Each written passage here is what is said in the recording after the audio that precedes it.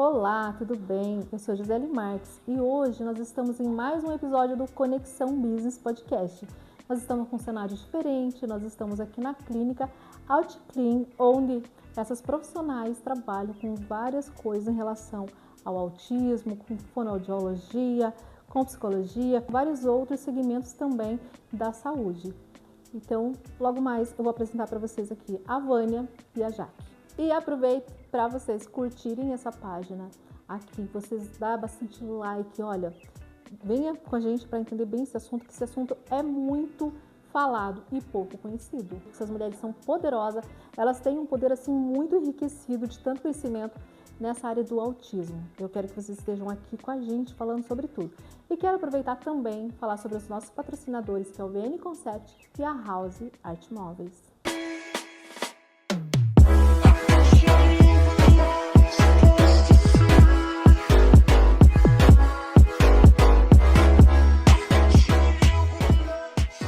Eu estou aqui com a Vânia que é coordenadora e psicóloga aqui nesse projeto maravilhoso, e também com uma das sócias, que é a Jaque, descoberta recentemente com autismo na vida adulta, né? Então eu quero entender um pouco, né, do que é o autismo, do que é o TEA, né? Então conta pra gente, Vânia, o que é o autismo?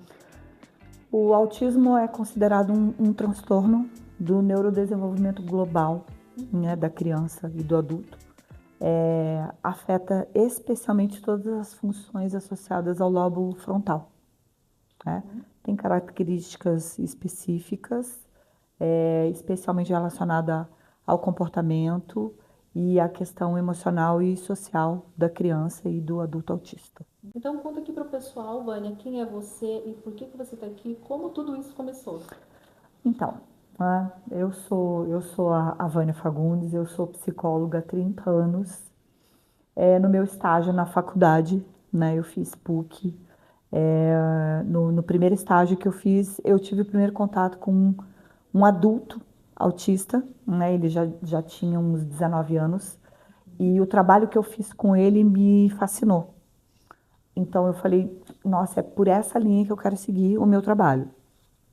Em função, né, de toda a questão da vida, escolhas, eu acabei casando, tive filhos, separei, você prioriza outras coisas, e eu não consegui focar nesse universo autista. Em 2021, em função de aumento de demanda, né, no consultório, eu sempre atuei na clínica, na psicologia clínica, desde que eu me formei na faculdade. E de 2017 para cá, a demanda do autismo aumentou gigantemente. E eu conversei com a Fabiola, que é uma das sócias, para a gente virar e tornar a clínica especialista em autismo. Então, em 2001, a gente conseguiu instituir esse projeto. Hoje a gente tem a OutClean, que foi nomeada como o segundo lar do autista. E a gente conseguiu implantar e estamos desenvolvendo esse projeto do universo autista. Atualmente a gente atende crianças, né, em torno de 1 ano e 9 meses, 2 anos. A gente consegue até acolher as crianças ou adolescentes de 16, 17 anos. E nessa fase de 1 ano e meio, 1 ano e pouquinho, você já consegue fazer o diagnóstico, assim? Como que é feito o diagnóstico, assim, já na criança? Assim, os pediatras e os neuropediatras, eles têm que ter um olhar mais aguçado para identificar. Precocemente, dá para a gente, né, fazer vamos dizer que assim, um breve diagnóstico em função das características que a criança apresenta, mas a medicina ela tem que estar um pouco mais entendida, com mais informações acerca desse desenvolvimento da criança para identificar. O diagnóstico mesmo, digamos que oficial, ele vem um pouco mais tarde, mas a partir dos 2 anos, os neuropediatras já laudam as crianças para a gente já dar o start inicial no tratamento dessas crianças, com todas as terapias, né? Uma das terapias mais utilizadas é a terapia ABA. A terapia ABA ela é considerada um conjunto de treinos comportamentais para favorecer o aspecto global do desenvolvimento da criança. né? Então, ela contempla um trabalho relacionado à questão da fala, da comunicação, aos aspectos emocionais, cognitivos e sociais, a toda a questão do desenvolvimento psicomotor, coordenação motora fina, onde cada profissional, seja ele fonoaudiólogo, psicólogo ou terapeuta ocupacional, tem a sua ação e seu objetivo determinado para desenvolver essas habilidades e marcos da criança. Nossa, bem interessante, né? Porque vocês vão bem a fundo entender toda essa coisa que acontece com a criança já, digamos, isso acontece na primeira infância Na ali. primeira infância, na Que primeira legal. infância. E quanto, né, mais precocemente iniciar esse tratamento, esses treinos, essa terapia, mais potencial evolutivo a criança apresenta. Uhum. Gente, ó, eu só tô perguntando aqui para ela, porque ela, além, né, psicóloga, parte técnica aqui, e eu logo vou perguntar para essa mocinha aqui também, sabe? Mas primeiro vamos fazer essas perguntas, que são bem interessantes aqui, e logo vamos saber muitas coisas bacanas. Deixa eu perguntar aqui para você também, e como que funciona a tua clínica aqui no tratamento do TEA? Como que funciona? Tá. Nós recebemos as crianças já com laudo oficial, né, através do neuropediatra, e ele mesmo solicita a quantidade de sessões semanais e quais especificamente cabem para aquela criança. É um trabalho individualizado, né? A gente trabalha com um programa de individualizado de tratamento que se chama PEI. A gente avalia cada criança e, conforme a demanda de cada criança, a gente lança a mão dos objetivos. A criança normalmente passa pelas 3 terapias: fonoterapia, psicoterapia e terapia ocupacional. E se houver algum comprometimento no processamento sensorial, a gente mesmo encaminha para a terapia ocupacional com integração sensorial, que é focada nessa condição de processamento sensorial. Sensibilidade auditiva, sensibilidade visual, a questão da consciência corporal, equilíbrio, seletividade alimentar, é trabalhado muito na integração sensorial. Gente, isso é fantástico, né? Imagina já que a mãe, né, da criança já leva no médico, é, para poder entender sobre isso, já traz uma clínica como essa, que já tem todo esse aporte, né, para poder cuidar e já direcionar, né, por várias coisas, como terapia, como fono, todo aquele processo, né? Isso é muito importante na vida da criança já, né? Fantástico, porque assim, nós temos crianças hoje que têm uma resposta evolutiva gigante, né? Nós temos crianças que entraram aqui conosco sem comunicação verbal ou emitindo assim alguns balbucios. Hoje elas já emitem palavras, elas já conseguem se comunicar de uma maneira diferenciada verbalmente, e ampliação do universo social também, né? A gente faz um trabalho em conjunto também com as escolas, né? A gente Legal. tem uma comunicação direta com as escolas para que a gente efetivamente faça um trabalho em conjunto. Uhum. E normalmente essas mães, elas começam a observar esse comportamento na criança, é assim que começa para ela começar um diagnóstico? Algumas mães, alguns pais têm alguma percepção, né? Se, nossa, por que que a minha criança grita tanto? Por que que ela não para quieta? Ela não tem muita noção do perigo, ela fica pulando o tempo todo, e a questão da sensibilidade à dor. E eles vão buscar alguma orientação, né? A criança não come, a criança não fala. A primeira observação mais comum é o atraso na fala. Entendi. Tá. Porque essa demanda hoje em dia tem, como você falou ali no início, de 2021 para cá, que começou a ter mais a demanda, né? Não, foi bem antes. Foi antes? Foi bem Ah, antes. tá. Em 2021 é que a clínica Ah, se sim, perdão. especializou em autismo. Perdão. E hoje, atualmente, assim, a gente percebe uma demanda gigantesca, avassaladora. Hoje, uma das pesquisas mais atuais, eh, né, considera um autista para cada 36 crianças. Nossa, E a muito. pesquisa ainda relata que daqui 10 anos, possivelmente, nós teremos um autista para um. Então, provavelmente a população, assim, ela vai crescer cada vez mais nesse universo autista. E será que na nossa infância a gente já poderia já ter vários autistas, só que nós não sabíamos como era o diagnóstico, não sabia diagnosticar? Sim, Provavelmente, teve. provavelmente, né? Com vários Provavelmente, comportamentos, né? vários comportamentos a gente pode usar de exemplo a Jaqueline, Uhum. né? Ela descobriu agora na vida adulta, mas ela já tinha características, né, que alguns anos atrás não era identificado, Uhum. né? Nem pelos pais, muito menos, né, pelos Sim. pais, assim, por falta de informação, por não entendimento, mas a própria classe médica não tinha tanta informação acerca do autismo. Bom, vou aproveitar então, eu vou começar a perguntar para a Jaque. Ai, meu Deus. Eu vou perguntar para a Jaque como que foi que você descobriu o autismo. Ah, bom, desde pequena eu sempre me achei, vamos lá, sempre fui vista e fui apontada e fui excluída e vista como uma criança diferente. Minha mãe chegou, inclusive, na infância, me levar ao médico, buscar psicólogo, que na ocasião não tinha, né, esse conhecimento, e porque eu era uma criança muito difícil. Então, eu não comia as coisas que todo mundo comia, eu não gostava de tocar ou pegar algumas coisas que até hoje, né, eu tenho essas questões, tenho essas questões alimentares. Eu era uma criança que não ficava com outras crianças, as minhas brincadeiras normalmente eram isoladas, eram. Você que determinava as suas brincadeiras. Na verdade, assim, é uma coisa. Eu sempre tive muito. A minha cabeça sempre pensando o tempo todo, um turbilhão de pensamentos, e às vezes eu apresentava umas características que meu pai fala hoje, assim, que ele achava falando em linguagem, né, que eu dizia coisas que não eram, assim, que era inteligente demais para minha idade. Só que eles achavam aquilo muito bonitinho, enfim, e via tudo como normal, ela só é uma menina super inteligente, assim.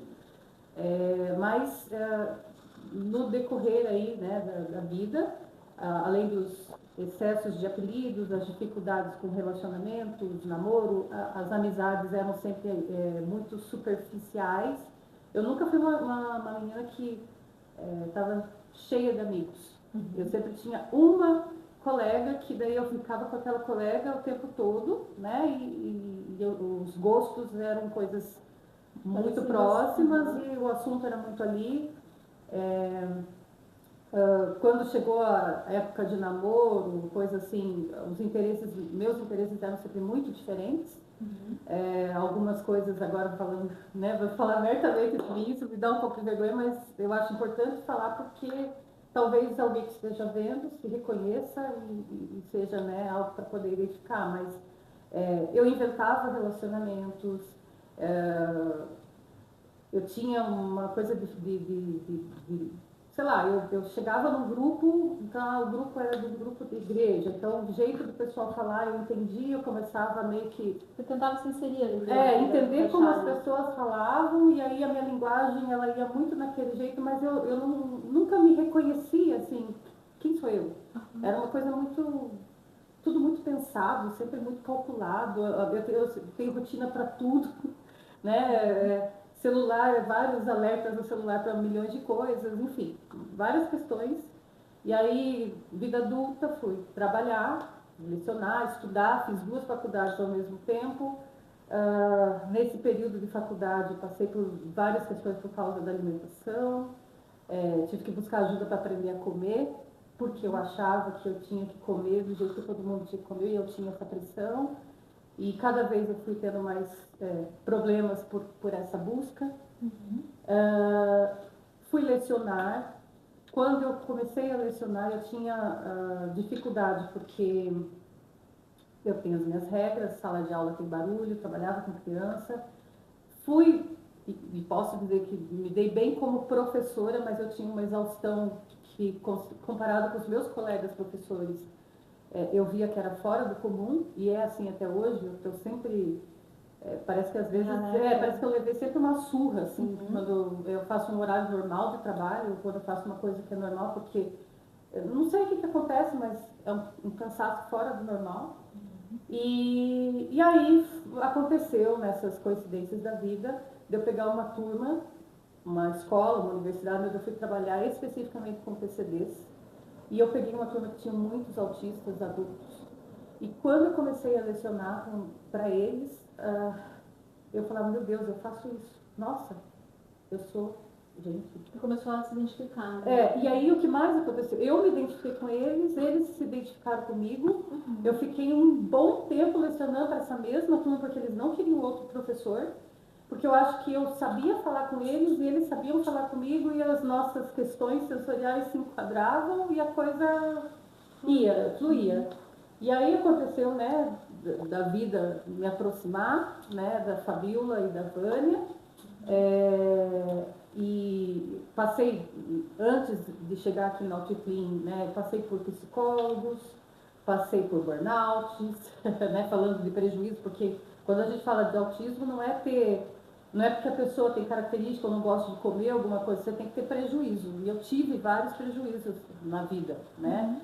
Dentre eles a questão da comunicação em especial, porque eu achava que eu era uma pessoa que me comunicava super bem porque eu falo bonitinho.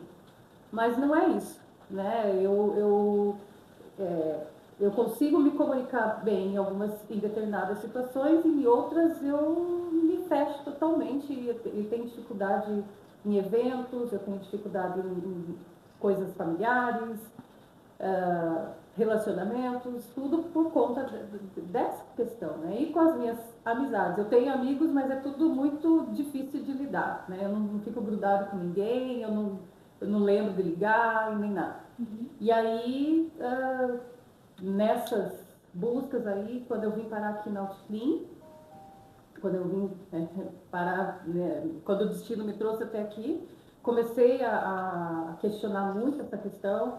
A Vânia começou a levantar hipóteses, né, e falar sobre isso, começou a chegar na questão da possibilidade. Aí, eu vendo as crianças aqui, eu me reconhecia nas crianças aqui.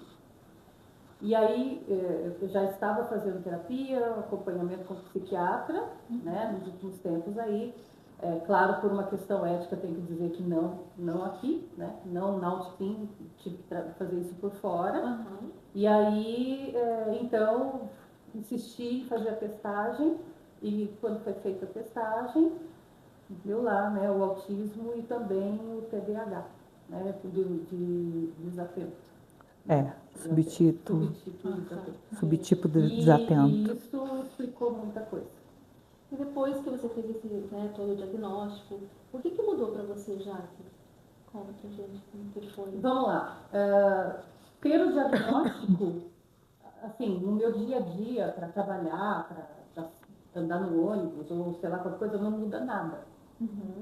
Porque eu sempre fui assim, eu cresci assim, eu sou assim, né? Não passei por nenhum tipo de tratamento fora os acompanhamentos psicológicos, fora os burnouts e tudo mais.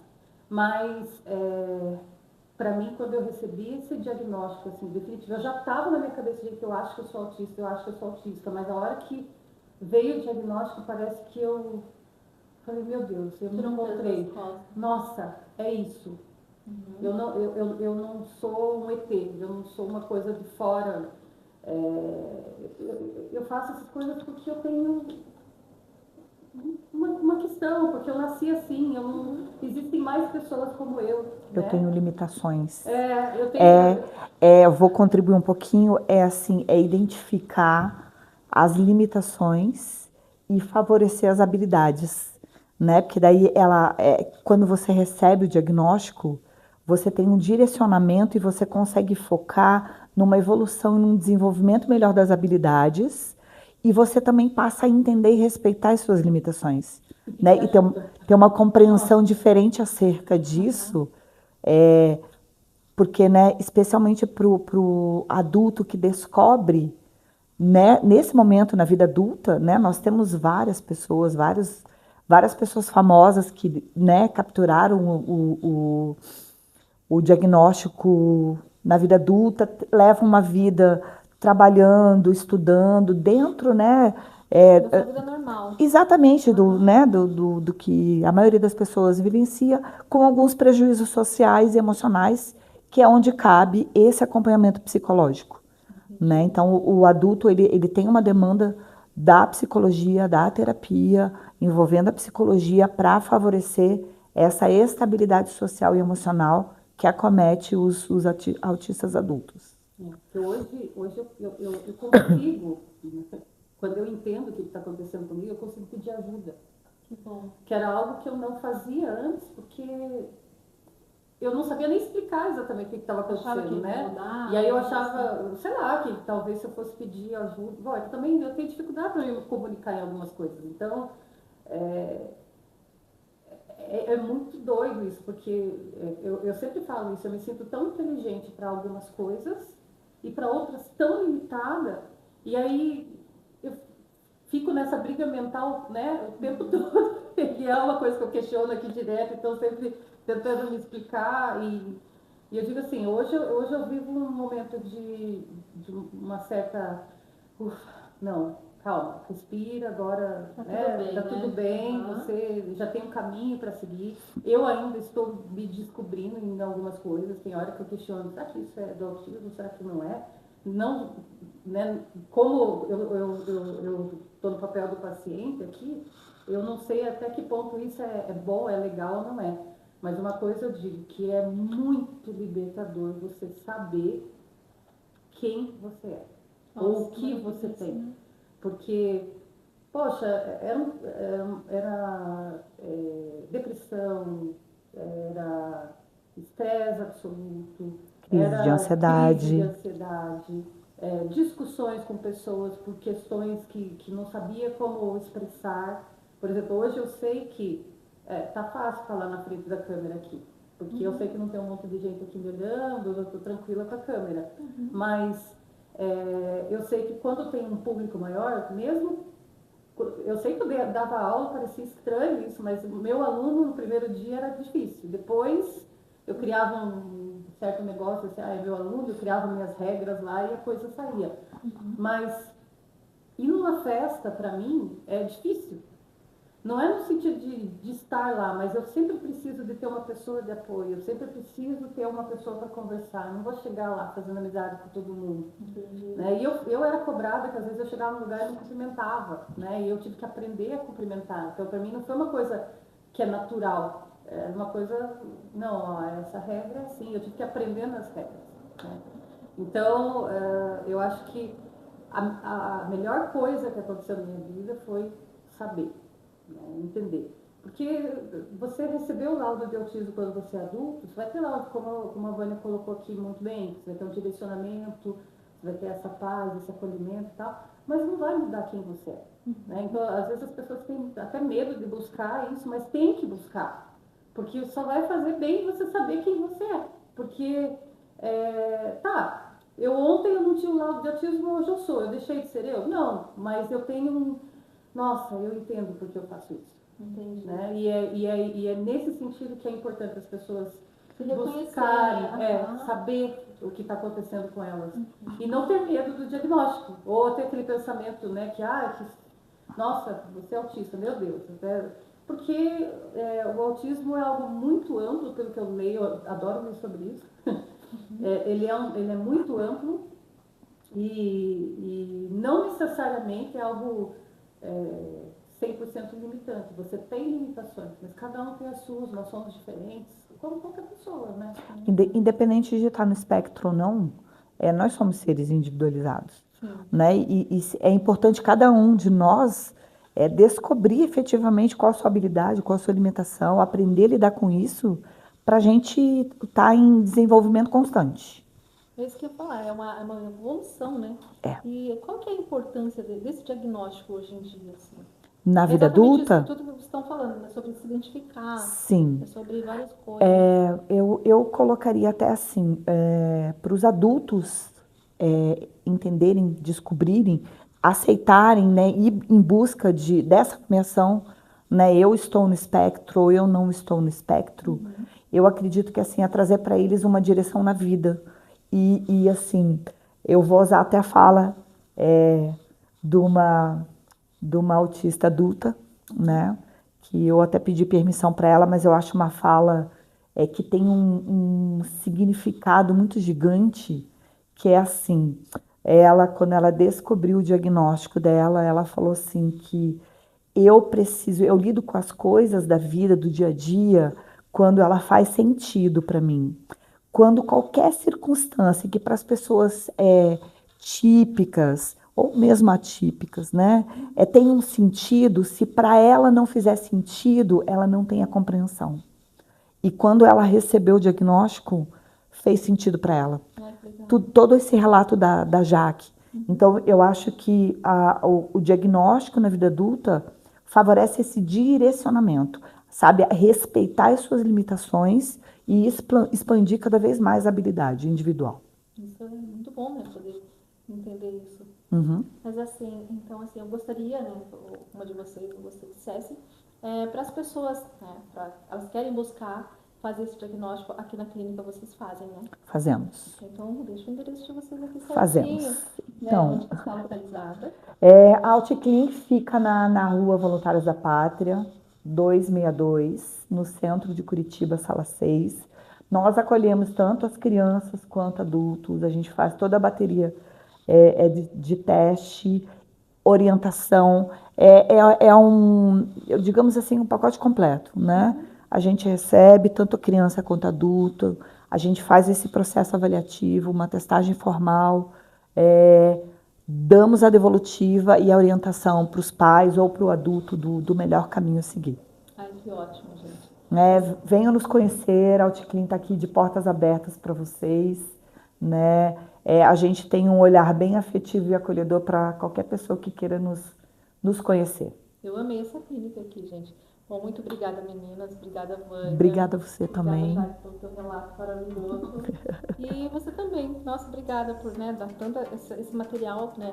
Pra gente poder entender um pouco mais. Porque pessoas só ouvem falar, mas não sabem exatamente como que é esses sentimentos, né? Exato. Então, assim, eu achei enriquecedor a gente poder entender um pouco mais disso. Obrigada, gente. Obrigada a você também. Tchau, tchau. Obrigada, tchau, tchau. Obrigada.